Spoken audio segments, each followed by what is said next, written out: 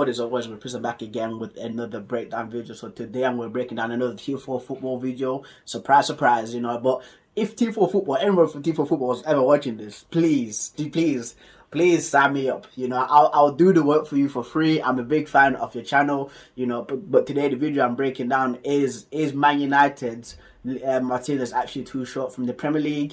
You know, again, this whole thing about his height, for me, like right now, I'm just enjoying Lisandro Martinez play football. You know, he's one of my favorite players now. You know, just because of his attitude, and I hope that he continues playing like this. He did pick up a little bit of a niggle against Arsenal. I think it was his groin, but apparently it's not a bad injury, and I think he might be playing the next game against Crystal Palace, and I hope that he does get rested against Real Sociedad in the Europa League in 2 days' time. You know, and again, I just keep praying that he actually keeps playing well and he becomes a great player for Man United. But guys, don't want to keep away for too long. Let's get the video started. Tres, dos, uno. Vamos. How much does height matter for centre-backs in football? Franco Baresi.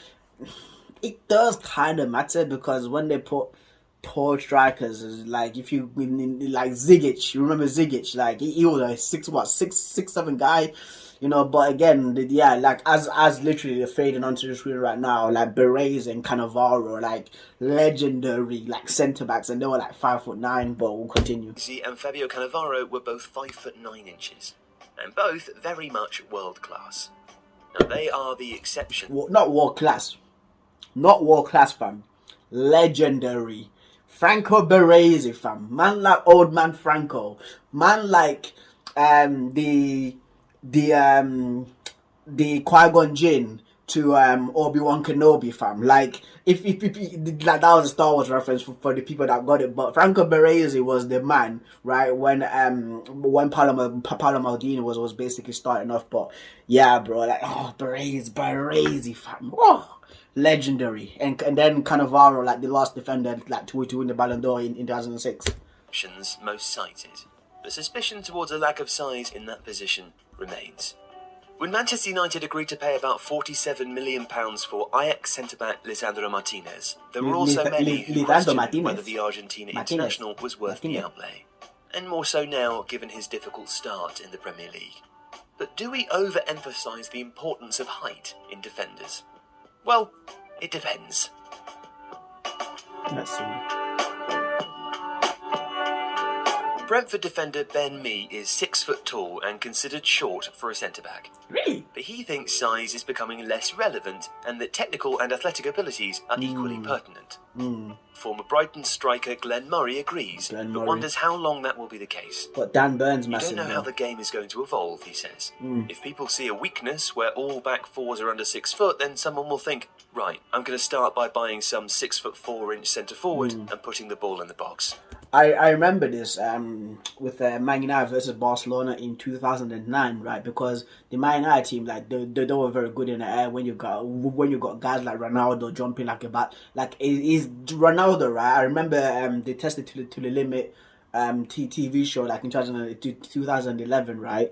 Ronaldo's jump was higher than an average like NBA player's jump, so like his leap is pretty ridiculous, and people can see it right now when you had like guys like Vidic, Rio Ferdinand, even Evra as well. Like Evra's jump is pretty good too. And I remember the it was one of the pundits. This is like 13 years ago, right? And they were saying that the way that the Manchester United team in the Champions League in 2009 is actually they can actually beat Barcelona's team, right, by height. But it turns out that didn't happen, didn't it? It turns out that didn't happen. Defending is more technical now, says Mee.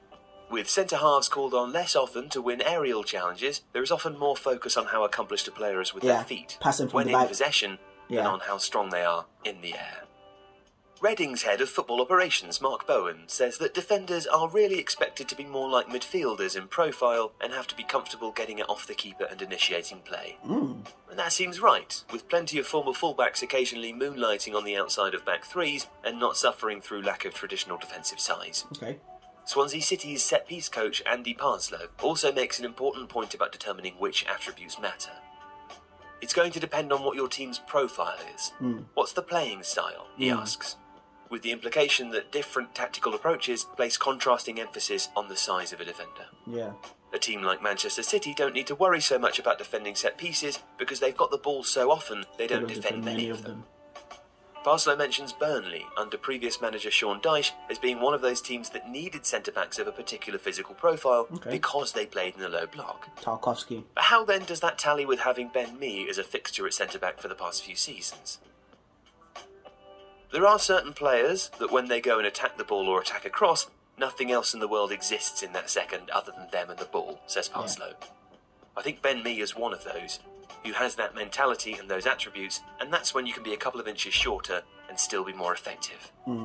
Mee also says he's developed techniques and tactics that help him to work around his size and will make specific tactical plans for games when he knows he'll be up against bigger players.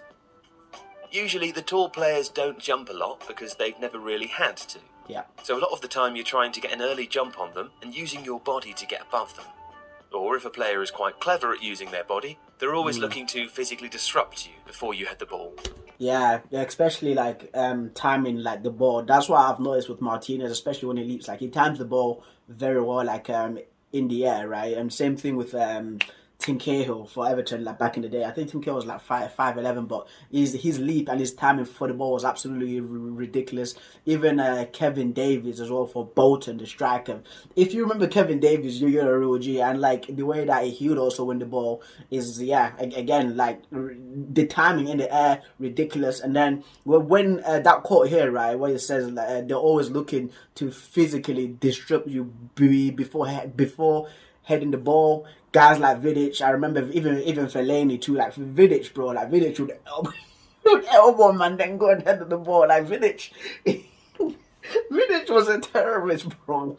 Vidic was a terrorist. Even Fellaini too. Like Fellaini was very like it would back up to you. It makes sense. Like when he's saying that, because again, like because when you disrupt the player, right, like it kind of offsets their leap basically because like if you push them, they'll be stumbling and then when they try to jump for the ball, like they won't have that much jump, you know, like the jump coverage from the floor, you know, so it actually makes sense. So you're trying to move them around a bit more so that they take their eye off the ball, exactly, and that you can go and win it. Yeah, exactly. Mee also echoes Parslow, right on cue, saying the aggression side is equally important. When you're giving up something against your opponent, you need to add in other areas. It's important in any position, really. Yeah.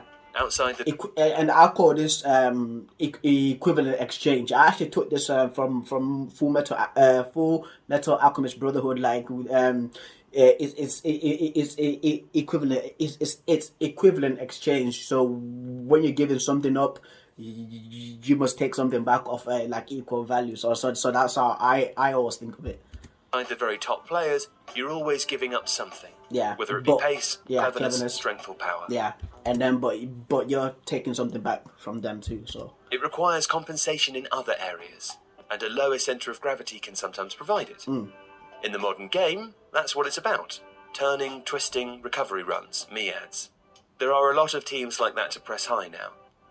So getting it on the half turn and being able to run backwards towards your own goal is definitely an advantage. As a more physical striker, Murray's initial instinct would be to say that he'd rather play against a smaller centre-back. But in reality, he says they are often more agile and quicker over the ground. Yeah. They were less likely to play to my strengths, he explains. So They'd try nipping in front of me or easing me under the balance, ball. Yeah. I often found that smaller defenders were harder to pin. They didn't allow you to do it because they knew that was their weakness.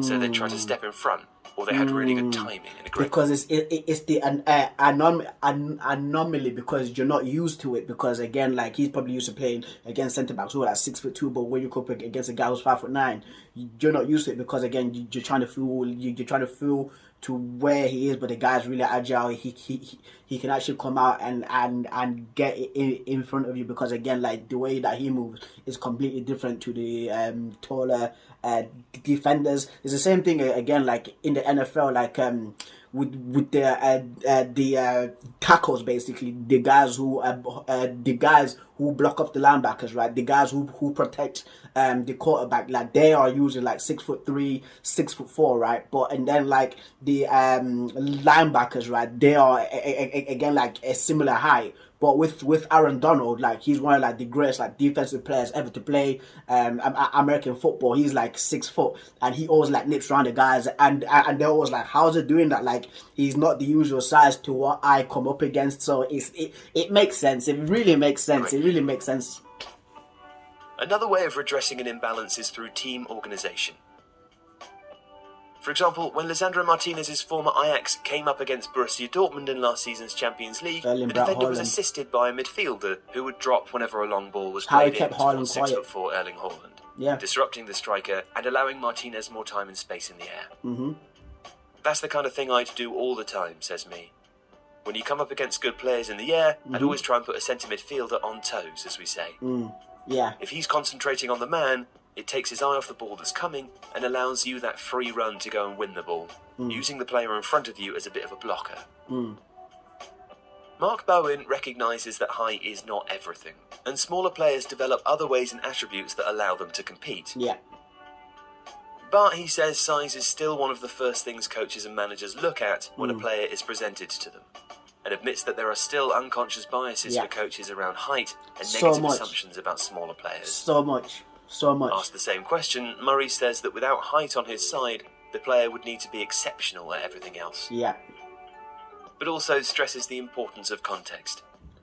I remember my friend Carlton, he had trials when he was like 14, 15 years old for Rotherham United, and like he's at least like what, like 5'8" now. He's 5'8". I think he's like an inch taller because I'm 5'6", so he's like 5'8", and he was like exceptional, better than all of them on the pitch, right? And they didn't pick him because he was short. And for me, like I remember being like so incensed. I actually had to go at the manager. I was like, how are you not picking him? Like he's the best one from what, like standout performer, like a week trial, and I was the standout performer, but they still did not pick him. So, you know, it's just one of the things, because like in England, right, I was told, even because for me, I grew up around the Sheffield area, so like there's teams like Barnsley, Sheffield United, Sheffield Wednesday, Rotherham, Doncaster. So I remember when we actually came up against a few of the guys. My school teachers, actually, even like my college teachers, like they coached at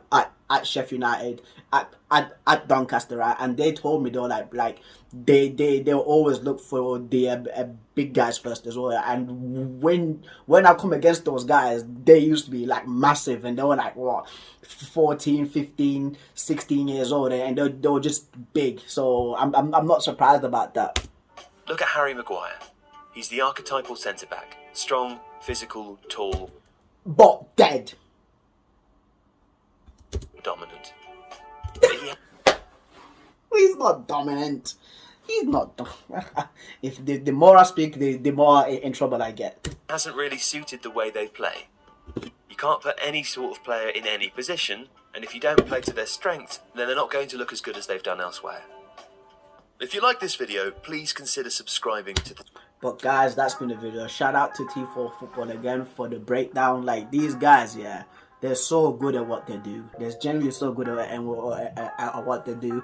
I'm always a fan. Like even when I'm got break at work, like I'm always sitting down just watching their videos and their breakdown videos to how like a team won a few days ago, and like the tactical analysis. So shout out to Tifo Football, massive fan.